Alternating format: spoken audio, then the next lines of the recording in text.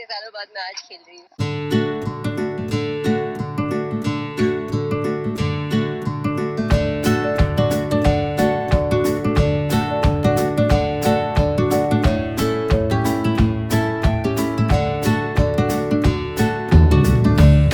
Actually अभी देव और सोना की टशन ही चल रही है कुछ टाइम से।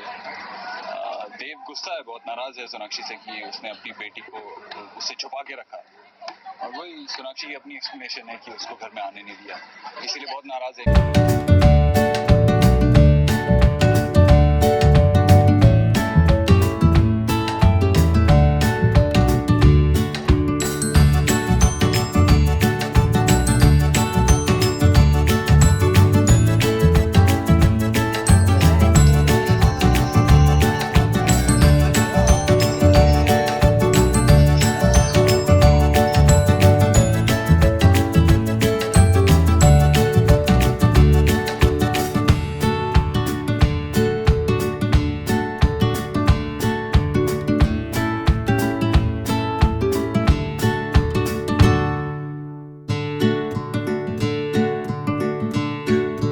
बारिश से मेरी बहुत अच्छी अच्छी यादें जुड़ी हुई हैं, तो जब भी बारिश होती है तो मुझे अच्छा लगता है।